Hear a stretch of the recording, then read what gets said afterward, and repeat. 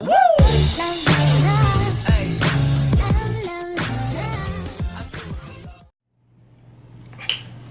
up, everybody? It's your girl Jaleesa, back with another video. How you doing? No, I'm just kidding, guys. But your girl is back. Story time about when I got shot when I was what, 7 or 8. This is not a clickbait, y'all. I really did get shot. No, it wasn't by no paintball gun or nothing like that. I actually got shot by my cousin. So if you haven't already, go ahead and like, comment, subscribe to your girl channel, because it's gonna, like I said, it always gets better from here. So let's see. Oh, before we start, y'all, look at your girl hair. Is it cute or what? Some of my things are missing, but yeah. Anyways, guys, here we go. Forget it. Anyways, y'all, so it was one summer. I want to say 7 or 8. I could have been 6, but I honestly think I was about 7 or 8 years old. I want to say 8. I was very tomboyish. All I wanted to do was play with my boy cousins. I didn't want to be in the house. I just wanted to be outside in the dirt, playing around in the woods. I was in Louisiana at this time. And, you know, being a tomboy, you get hurt. So, you know, we always in the woods, we always want to like try to find stuff that we know we're not supposed to be in to get into. So my grandma was in the house, and it was me, my sister, and all of my cousins. We were all at her house. All the girls were on the inside of the house, and the boys, it was my boy cousin. Let me see what I'm gonna call him. I'm gonna call him Hot Tamale. No, never mind. He's not gonna be Tamale. He's gonna be, well, I'm gonna name this boy Musketeer. Okay, so Musketeer is my cousin, right? Was the big cousin. This is the one that shot me. Okay, so Musketeer, and I'm gonna name my other cousin. He's gonna be Snickerdoodle. Okay. So Musketeer and Snickerdoodle was outside and all of that. My other cousin, what we gonna name her? We gonna name her Tamale. She gonna be Tamale. So anyways, so me, Tamale, Musketeer, and Snickerdoodle, we all outside. We found one of my cousin's old rusty guns, like shotguns that you pump, or BB guns that you pump or whatever like that. And so so we was pumping it or whatever, and we looked inside. We didn't see no pellets, no BB gun, no, what you call them, the BBs, or no pellets in there, or nothing, like no bullets or nothing like that in there. So we were just gonna go out there and just, you know, shoot air at the birds and stuff. So my grandma was like, y'all girls, y'all come inside and this and that. I didn't want to be in there with them. They was in there crocheting and stuff, or needling, whatever, finger knitting with their fingers and stuff. I didn't want to. I'm trying to find everything. I'm like, hey, Musketeer and Snickerdoodle, y'all need to come on in the house. They like deep in the woods. I'm like going outside yelling, hey, y'all need to come in the house. Grandma said come in the house. My grandma told me, get your ass back in this house. So I eased back in the house. I tried to go out the window. I was too short to go out the window because she was in a trailer, so I couldn't get out the window that way. So I went back around. So I tried to sneak back out again, and I was yelling, Musketeer and Hot Tamale. I said Hot Tamale, Musketeer and whatever, Snickerdoodle, y'all need to come in the house because grandma made sandwiches. So they was like, all right, here we come. Mind y'all, I am blind. I am very blind, okay? Like very, very blind. So, you know, I was like, okay, I finally got them to come in the house. You know, they here, whatever. So they walked. My grandma got a huge field. Okay, it was like her house, and it was like a pretty big field. And then it was a whole bunch of woods back there. It was just like a whole lot of trees and stuff on the other side of the field. They was coming out or whatever. It was like, okay, we coming to eat this and that. So they was walking. I was like, okay, and why in the living life, Musketeer was like, Jay, that's my nickname. That was, you know, it's my childhood nickname. He was like, Jay, look. So I'm thinking, me, my blind self, thinking he got a bird holding it up like this. Because mind you, when I called his name, I heard him, you know, shoot the thingy, and it made like a loud, like a, with the, you know, even though when you pump the gun and stuff and you shoot it, you'll still hear the, like the air coming out of it and stuff like that. So I'm thinking he done shot a bird. So I was like, oh yeah, you got a bird, good job. Now come on in the house, because I'm bored, right? Bro, when I say, I was like, oh, okay, yeah, you got it. Mind you, it's Musketeer, and on the side of Musketeer, it's Snickerdoodle. And Snickerdoodle is sitting there laughing. I'm not knowing why he laughing. I'm thinking he just laughing because I'm just like, oh yeah, great, y'all got a bird, woohoo. This dude, why in the living life did Musketeer pull that darn trigger and it just went, shoo. No, my nipple not gone. But he shot me in my damn nipple, y'all. Shot me in my boy. It felt like, and that's the thing, like, I don't know what happened, because, like, I didn't technically know I got shot, but it was like something sting like a mother effer. Like a bee just stung. Because before that, I was already swatting these bees and stuff, so I'm thinking I done got stung by a bee. So my little crybaby self jumping up and down, hollering on the porch, screaming, hollering, jumping around and stuff like this. And my cousin and Musketeer and Snickerdoodle, they was like, oh shit, like, you know, they started running towards me. So I'm still jumping up and down, screaming, hollering, yelling. They laughing though, like they're laughing because they're just like, ha ha ha ha ha, because they're thinking it was like a little BB, like a little BB pellet or BB gun, whatever you call the little BBs. They was thinking that is what they shot me with. But mind you, when we looked in there, it was nothing in there. So I open the screen door, I run in, I'm screaming, I'm jumping up and down, hollering, because it's like burning at this point. Like it's burning, it's stinging, it's hurting super bad. Like I was just like crying. And my grandma was like, what the hell wrong with you? You better answer me. What the heck? And she was just going off of, yeah, my grandma, OG, do you hear me? And so they was just like, what is wrong? What is wrong? Why are you doing all this yelling? And Tamale talking about something wrong with her. Why she screaming? Like they trying to figure out what's wrong. And here go my sister, y'all. She was so white in this situation. Oh my God, she is bleeding. I'm bleeding. Oh, what the hell? Girl, what the hell y'all see blood at? For real? Where to this day, I do not remember seeing any blood until I made it to the hospital. But like, I did not see any blood. So my grandma jumped up, threw her shoes on. She had some shoes where you just slide them on or whatever. But there was like tennis shoes. She never really pulled the back up on it. So she just slid her shoes in the tennis shoes, threw all the kids in the car. Mind you, it was 1, 2, 3, 4, 5, 6, 7, 8, about 9 or 10 kids.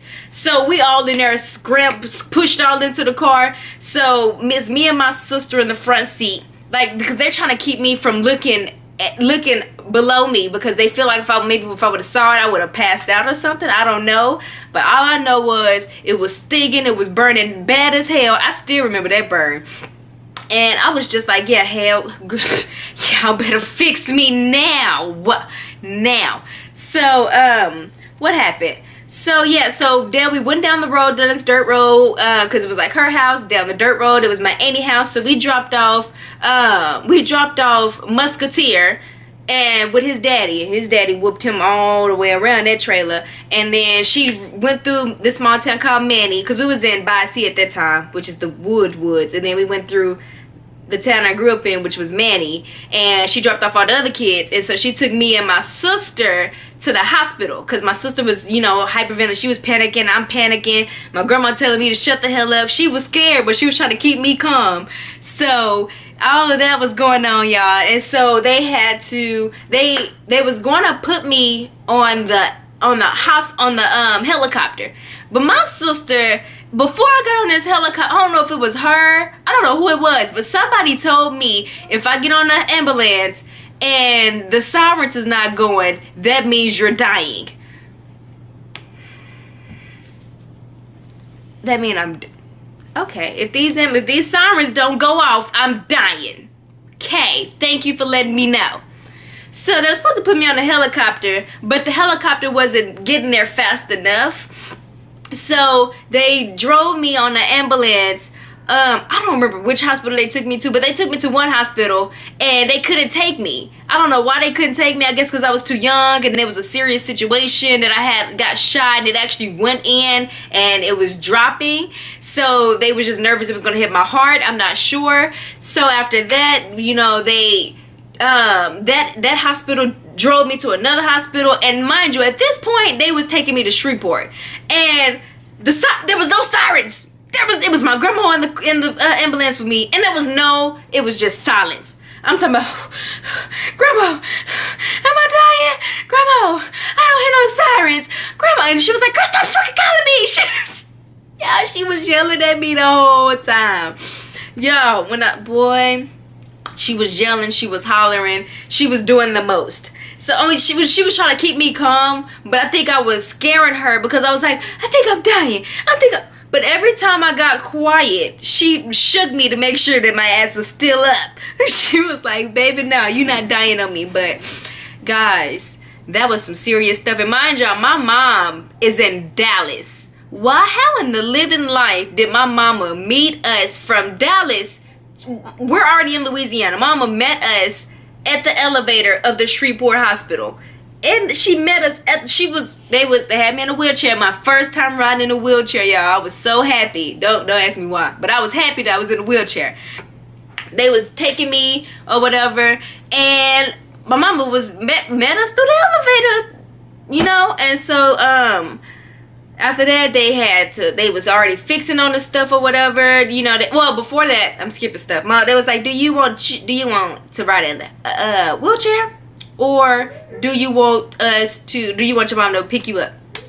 Pick me up, mama, because something going on with me and I don't know what it is. I just know it's burning, and get me, fix me, mother, for real.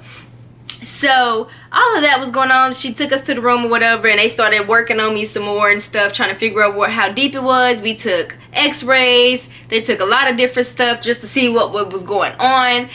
So at this point, you know, they gave me all this medicine and these biotics. They sewed it up, well, not sewed it, or stitched it up for me and all of that. They closed it, you know, just for temporary, so I wouldn't be bleeding out and stuff. I honestly think they did that while I was on the ambulance or when I was at the other hospital, one of them, but they stitched me up already, and they was already taking me to the room. And then so they was asking my mom, did she want to go ahead and do surgery, or did she want to leave it in there, with it being in the situation it was in. So what happened was, when he shot me, it went through my left nipple. Well, not like the whole nipple, but it went through like the side of my left nipple. It went in, and I guess I'm thinking that when I was jumping up and down and screaming and yelling and stuff, I'm thinking that's when it dropped. But anyway, it fell through my rib cage. So then at this point, it was at a tough situation. It was in between my rib cage and my lungs. So this is my rib cage, this is my lungs. It was right there in between the rib cage, the lungs, and the pellet. It was a pellet. So the pellet, because everyone was thinking it was like an actual BB, you know, the little circle bullets that's like really small, you know, but it wasn't.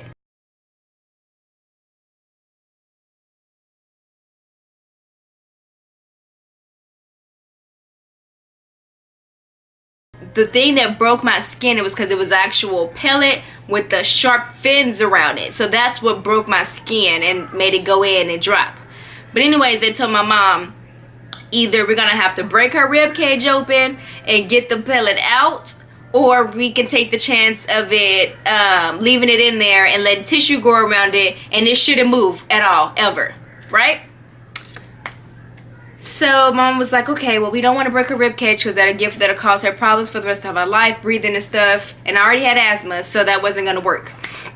So they just left it in, and then the police came in like days later, or maybe a day or two later, and it was like, oh, you're such an angel, a angel, or a guardian angel, or a miracle. But that's what they said. They said you're such a miracle baby, because when I say, y'all, it barely missed my heart. Like, I'm not gonna say it missed my heart because it didn't make it to my heart yet, but it was so close to my heart. Like it was making them nervous. So anyways, they asked my mom, did they want to press charges on Musketeer and what we named the other my other cousin, what we named him, Stickerdoodle. And mom was like, yeah, no, we're not gonna do that. You know, he didn't mean it. You know, this, and that. Which he didn't, but then he did. But, you know, that's my cousin. We're not gonna. So, anyways, I'm alive, so she didn't have to do that. So, yeah. And so I lived with it for about 10 years. I want to say it started to get, it was causing me problems. Tissue did go around it. Every time I went to the doctor, they was like, oh my gosh, what is this right here? So we had to explain it. I had to explain it to him every time. 10 years later, I had to end up getting it out because I was running track my junior and senior year. And I guess all the running and pole vaulting and all of that stuff that I was doing, it was making it move, which is weird because it shouldn't have moved with tissue growing around it. But yeah, guys, it moved, and I was trying to tell the doctors down here that, hey, I got shot and I think I need to get it removed. And it was like, oh no, you know, it's gonna cause you more problems. It's just a BB bug, you know, it's just this and that. So they didn't have the records from Louisiana, so they didn't believe me. But when I was to the point where I was serious because it was hurting me so bad, I was like, y'all, I think it moved. Y'all need to get it out now. So they ordered for me to get it, you know, get the surgery the next, I want to say 2 days later or whatever. And I was nervous as shit, y'all. Like, I was so nervous. And I still remember the surgery because this was like 2 years ago. I still remember the surgery because what happened was they took me into a CAT scan, and to figure out where it was, they pulled me out. They stuck this long like wire needle thing, like it was like really, really long, that they stuck it in there to pinpoint to see where it was. So they put the needle thing there to pinpoint, so when I go into surgery, they can just go right to it. So I'm sitting here with this long ass wire thing sticking out of my side, and they tell us to don't move. And I felt it, and every time I breathe, I can feel it. Like every time I felt my heart going like this, and when I was breathing, I could feel it. Like it felt like all over again, like I got shot again. So I was like, it hurt, and I was like, oh, you're gonna be okay, you're gonna be okay, you're gonna be asleep in a minute. I was like, bro, it hurts. So finally, I passed out. I woke back up, and I was in this little thing where curtains was everywhere. And I was like, oh shit, they about to work on me and I'm awake. I was freaking out, y'all. I'm talking about nurse. I'm banging on the thing. This thing, it felt like it was like turning. It was spinning, like it was hurting. Y'all, it was hurting so freaking bad. And all I remember is I saw the nurse come in. It looked like he was mugging me. But he came in, and I was just looking at him like, this shit hurt. Y'all need to get it together. And he was just, he stuck something in my IV. He was just pushing it slow. Looking, he wasn't even looking, he was looking at the monitor. And then I just remember I was just going. And I was up. Woke up, coming up the elevator. I was through with surgery. Through.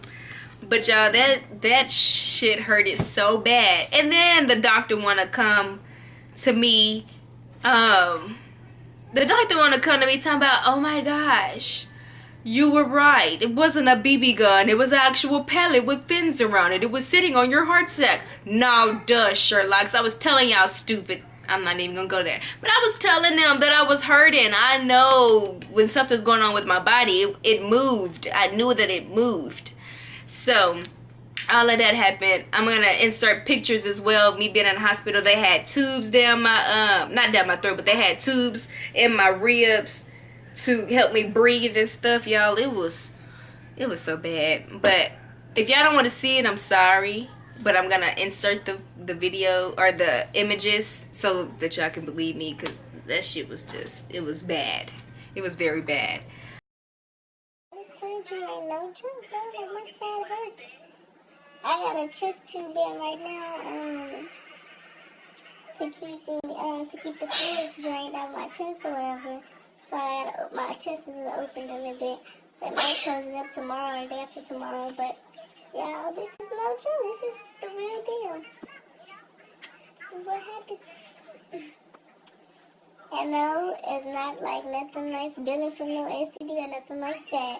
You dumbass, bum-ass, stupid-ass bitches that feel like talking about some shit, talk about the right shit. Know your background, bitch, like I said.